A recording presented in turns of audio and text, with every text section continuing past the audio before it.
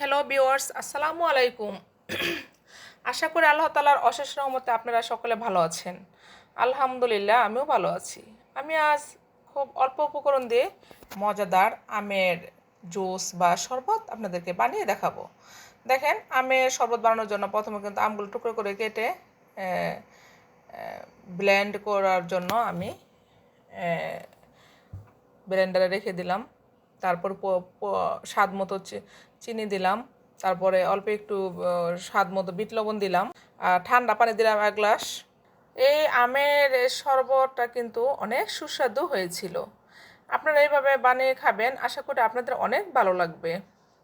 দেখেন, 1 গ্লাসে কিন্তু কম হয়েছে। পানিটা কিন্তু 1/2 গ্লাস দিয়ে দিলাম ঠান্ডা পানি। পানিটা এই আমের উপরে থাকতে হবে, ঠিক আছে? আমটা নিচে থাকবে, না হয় কি হবে, বেশি গাঢ় হয়ে যাবে। বেশি গাঢ় হলে কিন্তু খেতে ভালো লাগে না। বেশি পাতলাও না, বেশি গাঢ় হবে না। দেখেন, আমি কিন্তু এখন 1 মিনিট ব্লেন্ড করে নিব সব কিছু ভালো করে মিক্স হওয়ার জন্য। এবং আমি টুকরোগুলো কিন্তু একেবারে শরবত বানানোর জন্য আমাকে 1 মিনিট টাইম ধরে ব্লেন্ড করতে হবে। এই যে এটা আমার ডাইনিং রুম।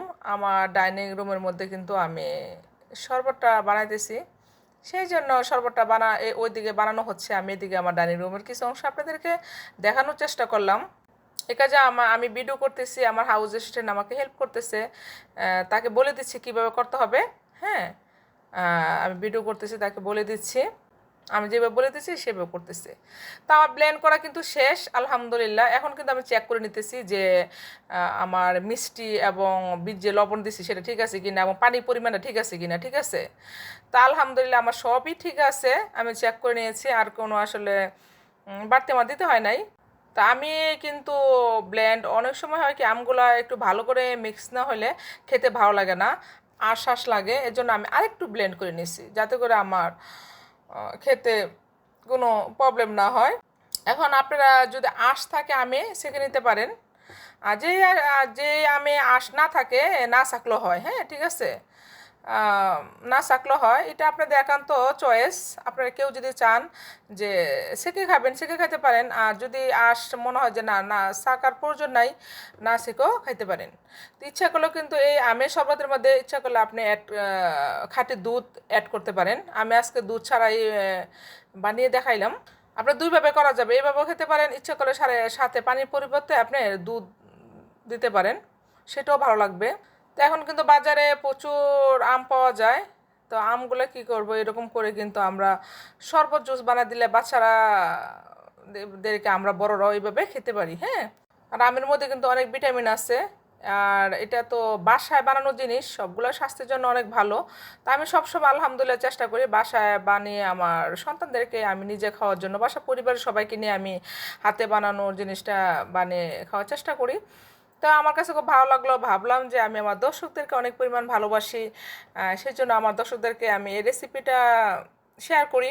ওনাদের যদি ভালো লেগে থাকে তাহলে আমার ভালো লাগবে। তো যারা আমার চ্যানেলকে সাবস্ক্রাইব করেছেন তাদেরকে অসংখ্য ধন্যবাদ।